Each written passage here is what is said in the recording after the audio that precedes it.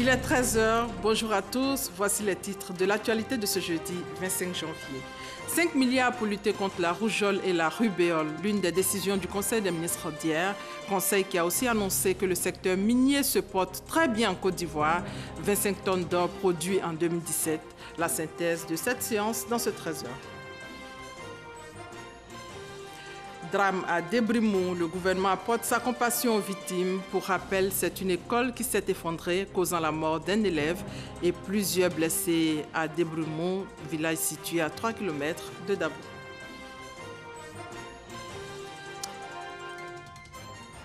Et à l'étranger, précisément au Zimbabwe, la date des élections générales sera publiée en février. C'est le président zimbabwéen qui l'a annoncé depuis Davos, en Suisse. Voilà pour les titres. Bienvenue à tous. En image, la cérémonie de présentation des vœux de la presse au chef de l'État ce jeudi. Les associations et les organisations professionnelles des médias locaux et internationaux ont souhaité la bonne année donc au chef de l'État, mais surtout ces organisations ont soulevé les préoccupations de leur secteur. Nous y reviendrons à 20 h. Et hier, il y a eu un conseil des ministres, un conseil qui a pris d'importantes mesures pour le bien-être des Ivoiriens. La synthèse de ce conseil avec Jérôme Kofi Aboulin. Le gouvernement de Côte d'Ivoire ne fera jamais assez pour les enfants. Il décide de mettre à disposition pour leur prise en charge sanitaire une somme de 5 milliards de francs CFA. Il s'agit, comme l'a décidé le Conseil des ministres ce mercredi, de protéger ces enfants dont l'âge varie entre 9 mois et 14 ans à travers l'organisation de la campagne nationale de vaccination contre la rougeole et la rubéole. Ces deux maladies infectieuses, donc la rougeole et la rubéole, sont hautement contagieuses. Elles surviennent souvent sous forme d'épidémies qui sont susceptibles d'entraîner un nombre élevé de décès pour la rougeole ou de malformations congénitales pour la rubéole.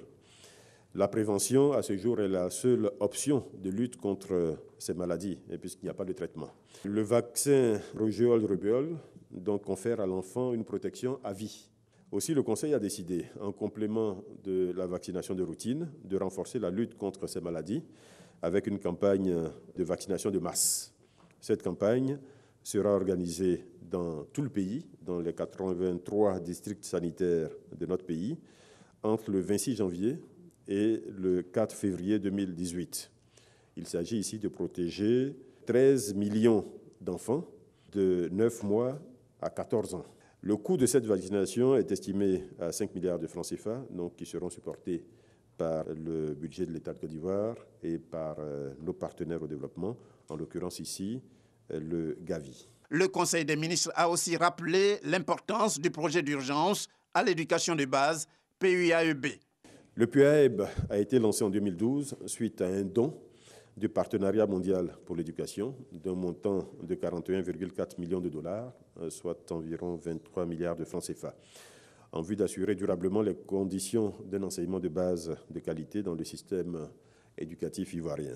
Ce projet a contribué significativement à l'amélioration de l'offre en matière d'éducation de base et à la restauration de la fonctionnalité des services éducatifs. Au niveau du primaire, par exemple, le projet a contribué au renforcement de l'offre scolaire à travers la réhabilitation de 270 salles de classe et la construction de 1002 salles de classe équipées dans 267 localités. Ces investissements ont permis à plus de 40 000 enfants, essentiellement issus des zones rurales, d'avoir accès à l'école ou d'apprendre dans de meilleures conditions. On retient également de ce Conseil des ministres l'information sur le suivi de l'emploi des jeunes dans les investissements publics et privés.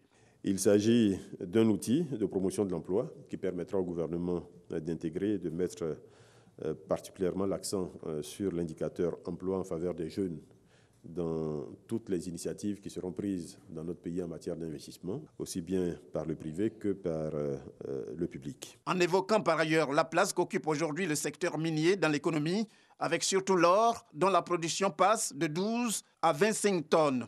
Entre 2011 et 2017, le Conseil a informé de la création pour bientôt d'une usine de production minière de grande capacité. On a aussi parlé, au cours de cette réunion, de la récente visite du président Alassane Ouattara au Libéria à l'occasion de l'investiture du nouveau président libérien George Weah et de son départ prévu vendredi pour Addis Abeba dans le cadre du sommet de l'Union africaine. Coopération Côte d'Ivoire-France, après un séjour de 2 jours à Davos, en Suisse, où il a pris part au Forum économique mondial, le Premier ministre Amadou Gon Coulibaly s'est rendu à Paris, au Quai d'Orsay, où il a été reçu par le ministre des Affaires étrangères de la France, Jean-Yves Le Drian. Les échanges ont porté essentiellement sur la réalisation de plusieurs projets économiques et sociaux. Drame à Desbrumont, le ministre de l'Éducation nationale exprime la compassion du gouvernement aux victimes. Pour rappel, lundi dernier, une école s'est effondrée, causant la mort d'un élève. Il y a eu aussi plusieurs blessés à Desbrumont, village situé donc à 3 km de Dabo, nous dit Sylvie Touré. Le gouvernement aux côtés des victimes de Desbrumont. La ministre de l'Éducation nationale, de l'enseignement technique et de la formation professionnelle, à la tête d'une délégation, s'est rendue à l'école primaire Abraham. Cette école à Dabou qui s'est écroulée mardi, objectif, apporter la compassion du gouvernement aux victimes. Dès que nous avons informé le président de la République, il nous a instruit de venir ici immédiatement après le conseil pour venir vous saluer, pour venir vous adresser ses condoléances, ainsi que celles de l'ensemble du gouvernement, pour venir vous apporter sa compassion et celle du gouvernement. Pour joindre l'acte à la parole, une enveloppe de 5 millions a été remise aux victimes. Un geste du président de la République, a précisé la ministre de l'Éducation nationale. Kandia Camara a également annoncé que toutes les écoles de la localité seront réhabilitées. Le drame qui a endeuillé le village de Desbrumont a fait 1 mort, une élève en classe de CM2 et 6 blessés. Dans le domaine de l'hydrocarbure, il existe désormais de nouvelles orientations pour les producteurs africains. Information essentielle à retenir après les assises de l'Organisation des producteurs de pétrole à Luanda, en Angola. La Côte d'Ivoire était aussi sur place. Le point de notre envoyé spécial, Christelle Menant. 8 résolutions adoptées par le Conseil des ministres à cette session extraordinaire de l'Organisation des producteurs de pétrole africains, EXAPA. Parmi elles, l'adoption de sanctions contre le non-paiement ou le paiement tardif des contributions annuelles et la délocalisation des activités du secrétariat, précédemment basé à Brazzaville. Il sera désormais en exercice à Abuja, au Nigeria, durant la période de transition de la réforme. L'Organisation des producteurs de pétrole africains, APO, a par ailleurs toiletté son organigramme, ses missions et objectifs stratégiques. La vision est d'être l'institution de référence sur les questions d'hydrocarbures en Afrique. Et elle s'engage pour cela à promouvoir la coopération et le développement de marchés régionaux, entre autres. Le futur de l'Afrique est également dans sa capacité à mettre de la valeur ajoutée dans les matières premières avant de les exporter. Avec une organisation comme celle-là, nous allons pouvoir développer le marché intérieur, ce qui va augmenter le commerce intra-africain, ce qui est nécessaire pour le développement des économies de notre continent. Des ambitions qui seront en partie supportées par un fonds et pour lesquelles la Côte d'Ivoire n'entend pas être en reste. Par rapport justement au dernier contrat de partage de production que nous venons de signer, nous avons signé 15 dans les 12 derniers mois et ces contrats nous vont permettre à la Côte d'Ivoire de produire plus et d'être un plus grand acteur dans ce domaine. Mais nous avons aussi une expertise et une expérience que nous avons développée à la fois au niveau de l'exploration pétrolière mais également gazière, et également de l'utilisation du gaz dans le secteur de l'électricité. Et là, la Côte d'Ivoire est clairement un leader. Durant la transition, 1 an, la présidence de l'APO sera assurée par le Nigeria, après le Tchad. Le ministre nigérian, en charge des ressources pétrolières, conduira le processus de réforme. L'Organisation des producteurs de pétrole africains compte 18 pays membres, parmi eux l'Afrique du Sud, le Nigeria, l'Algérie et l'Angola, des pays qui détiennent la quasi-totalité des réserves et de la production de gaz et de pétrole en Afrique. Et depuis hier, Abidjan abrite un sommet régional sur la coopération en matière d'énergie. Ce sont les projets transfrontaliers et les investissements potentiels dans le secteur qui sont au centre des préoccupations. En clair, il s'agit de donner un coup d'accélérateur au développement de l'Afrique de l'Ouest. Le point avec l'enseigné Bakayoko. Ce sommet sur la coopération régionale énergétique, une plateforme annuelle d'investisseurs axée sur les infrastructures et le financement des initiatives liées à l'énergie. À Abidjan, Les acteurs débattent des mécanismes et des stratégies nouvelles à mettre en œuvre pour faciliter les partenariats régionaux ainsi que le projet d'interconnexion. Dans la génération, la distribution et dans la transmission d'électricité, il y a des opportunités d'investissement pour améliorer les infrastructures qui existent aujourd'hui, mais aussi pour investir dans des nouvelles lignes de transmission d'électricité. Il y a aussi des opportunités, par exemple, dans les solaires, dont la CEDEAO et les États de l'Afrique de l'Ouest, ils ont un énorme potentiel. Selon la CEDEAO, seulement 32% des ménages ont accès à une électricité de qualité dans la zone. La priorité aujourd'hui, stimuler la transformation du secteur énergétique par l'amélioration de la production, l'accessibilité, la fiabilité et la durabilité des systèmes énergétiques. Le problème, les paiements ne sont pas toujours faits ou quand ils sont faits, ils ne sont pas faits dans les délais. Donc, ce qui fait que les vendeurs ont des problèmes pour investir. À l'échelle continentale, environ 645 millions de personnes sont privées d'électricité dans les régions isolées du réseau et plus de 730 millions dépendent toujours du charbon de bois pour la cuisson et du pétrole pour l'éclairage. Nous allons faire connaissance avec la profession d'avocat.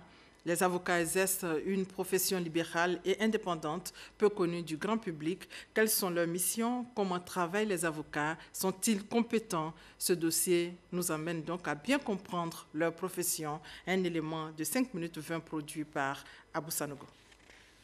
Dans l'enceinte d'un tribunal, on les reconnaît à leur robe. La robe d'avocat ou toge, ou encore robe noire, avec un col blanc, est portée lors des audiences.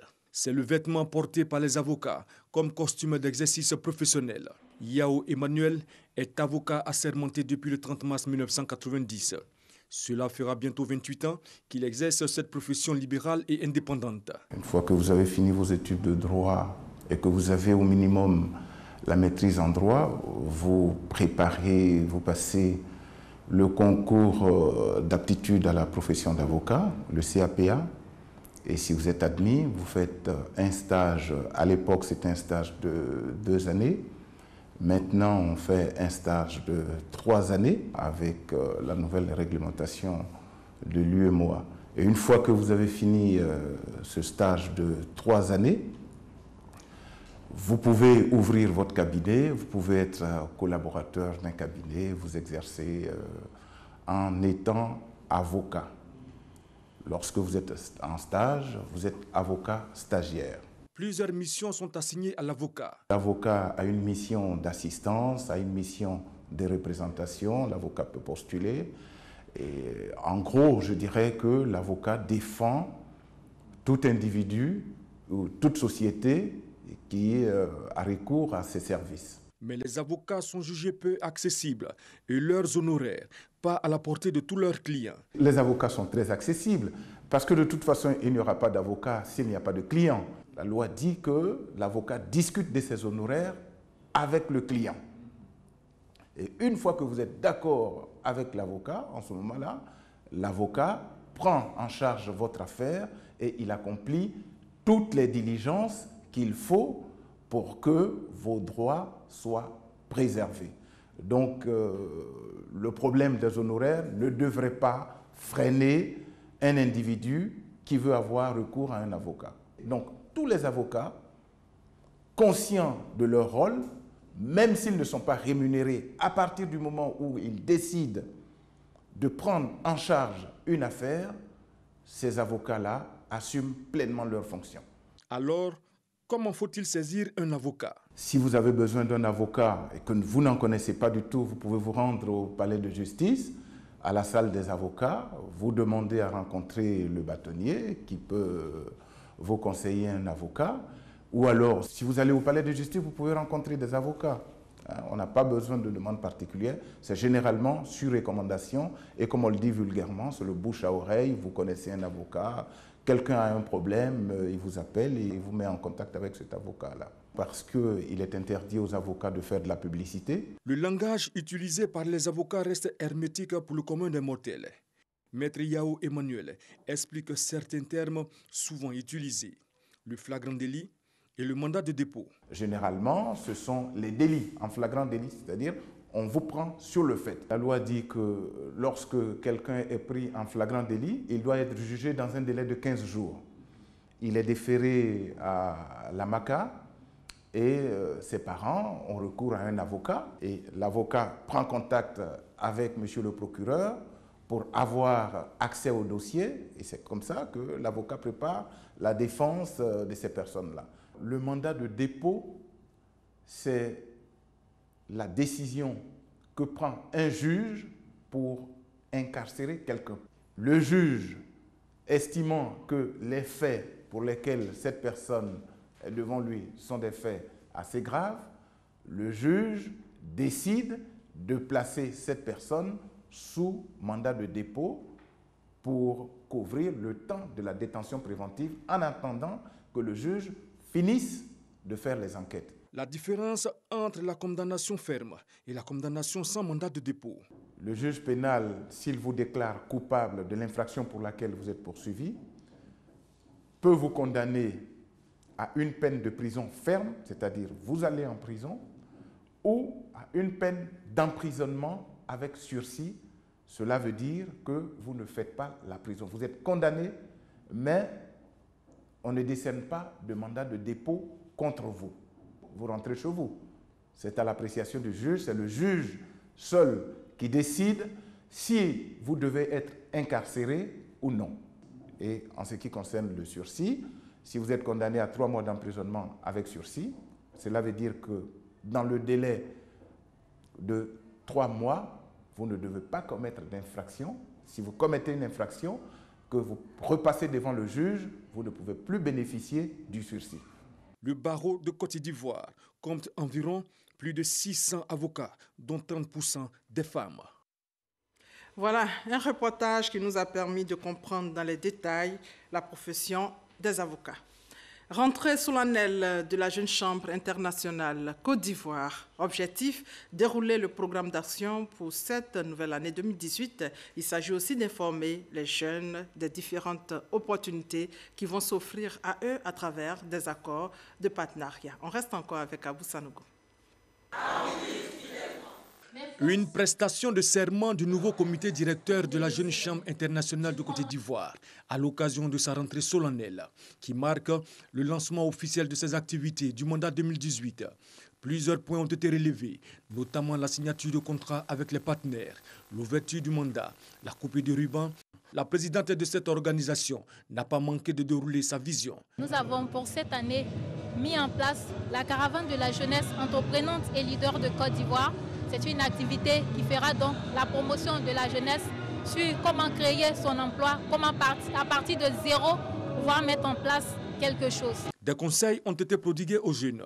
Comment pourrions-nous atteindre ces différents objectifs si nous n'avons pas de repères, si nous n'avons pas pour sorte des valeurs positives? Nous voulons une génération qui sait se battre pour réussir, qui sait que tout ne se donne pas, qui sait que le développement personnel participe aussi au développement de son pays, qui sait se mettre au service de sa communauté, qui sait que le bonheur n'a de sens que lorsqu'on sert les autres, et qui ne court pas après un enrichissement sans fin.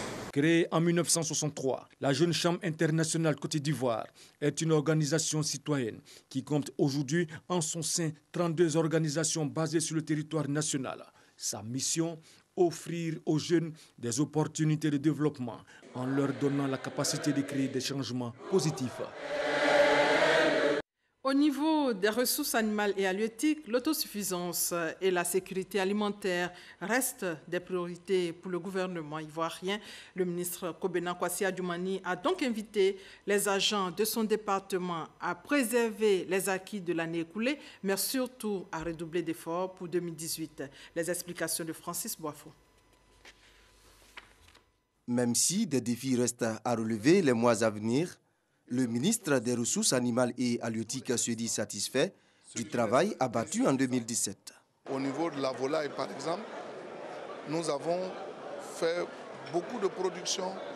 Et nous sommes passés de 18 000 tonnes en 2011, aujourd'hui à plus de 40 000 tonnes. De la viande de bétail aussi, le terrain a chaque fois été approvisionné, même dans le secteur de la pêche. de 80 000 tonnes au niveau de la production locale, nous sommes passés à 110 000 tonnes. Et à Kobena Kwasi Adjoumani d'ajouter que la production nationale en ressources halieutiques va augmenter cette année avec les débarcadères de Lokodro, Grand Laou et Grand Bassam, la production et la diffusion de 300 000 géniteurs de tilapia brésiliens et 900 000 alevins sur les stations. Le ministre invite ses collaborateurs à redoubler d'efforts au regard des actions à entreprendre. La poursuite de la création d'emplois par l'installation de fermes, le développement de l'élevage, de la pêche et de l'aquaculture grâce à la poursuite de l'installation des exploitations modernes, le renforcement des capacités nationales de production à travers la poursuite de la production et de la diffusion des animaux performants, des semences fourragères et du fourrage de qualité en milieu paysan. L'autosuffisance en protéines animales et halieutiques reste l'objectif à atteindre, selon le ministre des Ressources animales et halieutiques, Kobena Kwasi Adjoumani. Bassin risicole de Djebonois, encore de l'espace pour la production de riz. Les riziculteurs déjà installés appellent les jeunes à les rejoindre. Le maire de la commune envisage des partenariats pour l'exploitation du bassin. Reportage Kwadio Kwame. Djebonois, visite de la retenue d'eau de Béoukro destinée à l'agriculture. Réalisée par l'État de Côte d'Ivoire, cette infrastructure est créée pour développer des activités dans le milieu rural pour fixer la jeunesse. Selon le maire de la commune de Djebonois, plusieurs maillons manquent à la chaîne de production. Il faut qu'on puisse réhabiliter ce périmètre, ce qui n'a pas été fait, et c'est des lourds investissements. Il faut qu'on puisse revoir le projet et l'accompagner par une mécanisation. D'une superficie de 26 hectares, dont 16 aménagés, cette première partie produit 5 tonnes à l'hectare d'une variété de riz GT11 de très bon goût. L'agriculteur souhaite du matériel pour une production à grande échelle. Le besoin de matériel, à savoir le motoculteur par exemple. Un motoculteur pour labourer, avec le motoculteur peut faire au moins 1, 2 hectares sans difficulté. Mais à la main, 1 hectare c'est difficile. Donc on veut le motoculteur. Et quand c'est grand aussi, la récolte et le bataille, c'est un peu compliqué. Donc, on veut aussi battre aussi pour battre également le riz. Kofi Alexandre ambitionne faire de Djebonois le grenier de la région de Gbeke, d'où son appel à la jeunesse de la localité. En 2018-2019, c'est nous qui nourrissions Djebonois en riz local. On est sur le point de nourrir même Boaké. Vous, jeunes de Djebonois qui avez abandonné l'agriculture, il est temps de retourner à l'agriculture. Parce que l'agriculture, l'État est prêt à nous accompagner afin que nous puissions mener nos activités comme se doit, avec le matériel adéquat, pour avoir de bons rendements et aussi nous suffit et que cela puisse nous nourrir.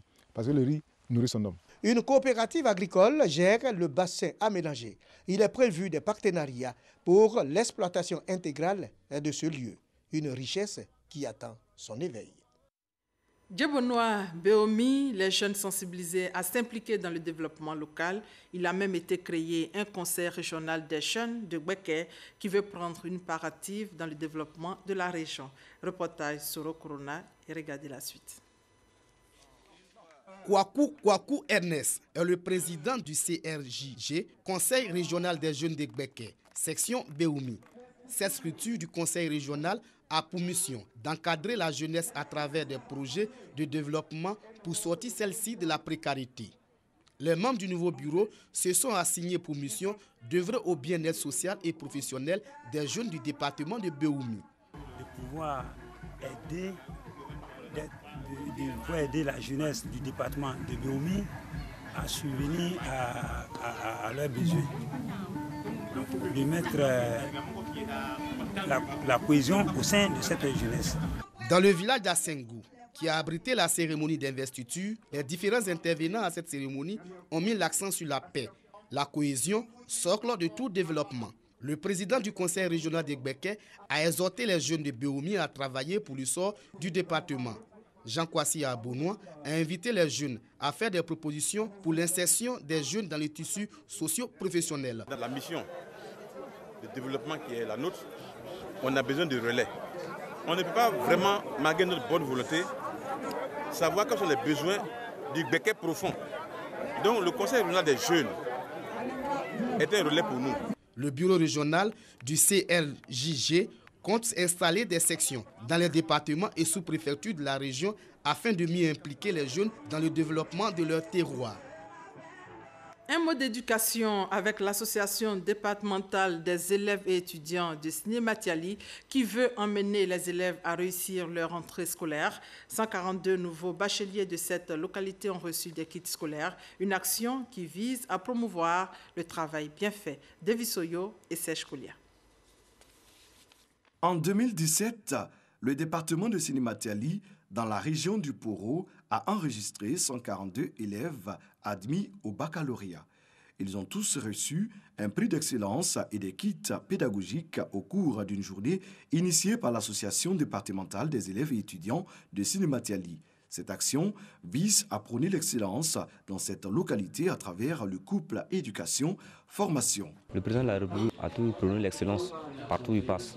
Et c'est ce que nous voulons suivre en l'aidant effectivement dans notre département à encourager nos petits frères. Ça nous motive à travailler encore davantage pour que demain aussi nous ayons l'occasion de récompenser d'autres bacheliers. Pour le parrain de cette journée d'excellence, Temoko Yadé, il s'agit de porter assistance aux nouveaux bacheliers et de créer une saine émulation au sein des acteurs du système éducatif dans le département de Siné-Matiali. Il faut travailler. L'ambition de faire les meilleures études possibles et l'ambition d'aller très haut et très loin, c'est comme cela qu'on peut servir son pays et soi-même. Aujourd'hui, lorsque je vois des jeunes qui veulent fixer eux-mêmes les dates de leurs congés, demain peut-être ils vont demander à choisir eux-mêmes les épreuves de leurs examens, je suis inquiet. Je voulais profiter de cette belle occasion pour dire aux jeunes bacheliers de Côte d'Ivoire d'avoir un objectif, travailler.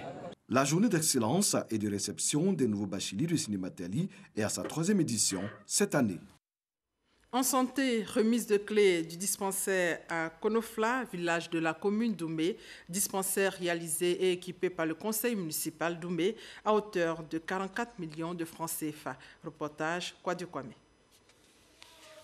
La joie des populations d'Akoufla est grande de voir leur village doté d'un dispensaire.